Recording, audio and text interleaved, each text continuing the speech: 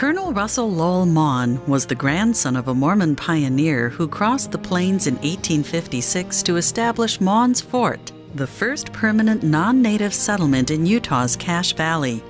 A pioneer in his own right, Colonel Maughan's achievements in early aviation reached far beyond the historic settlement of his ancestry.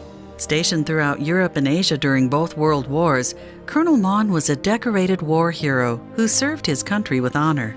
He was also a fearless trailblazer, ever pushing the limits of flight to conquer the skies during the early days of aviation. Born in Logan, Utah on March 28, 1893, Maughan joined the Army after graduating from Utah State Agricultural College, now Utah State University, with a degree in mechanical engineering. He was commissioned as a second lieutenant in the U.S. Army Signal Officers Reserve Corps on May 28, 1917. As a pilot in World War I, Maughan came within one kill of earning the title of ace, shooting down 4 German planes in his single-seat, single-engine SPAD biplane. Lieutenant Maughan was patrolling our lines when he saw slightly below him an enemy plane.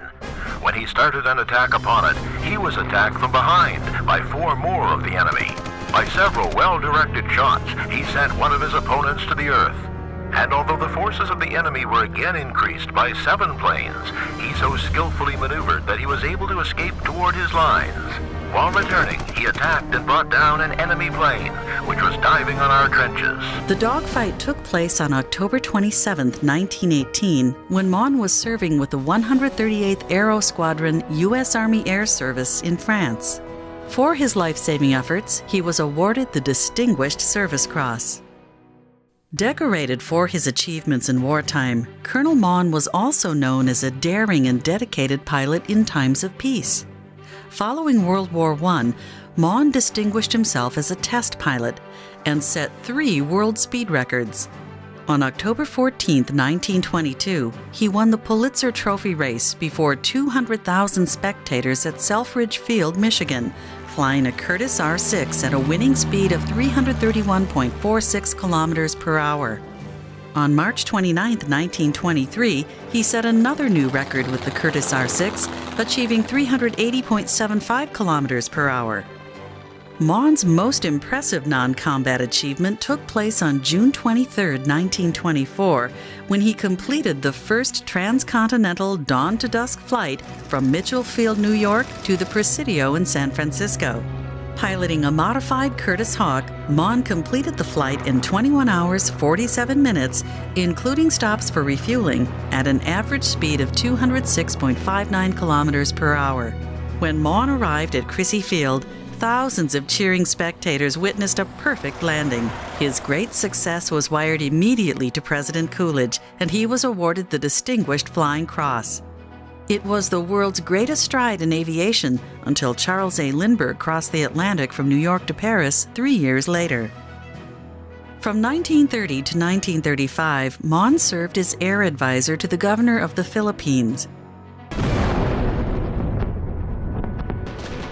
At the onset of World War II, he conducted secret surveillance missions in Greenland, locating strategic airfields of great benefit to the Allies. As the conflict further unfolded, Maughan commanded one of the first Army Air Corps fighter units to operate out of England. In November 1942, he also commanded the 51st Troop Carrier Wing during the North African Campaign, leading 9 Allied transport groups during Operation Torch.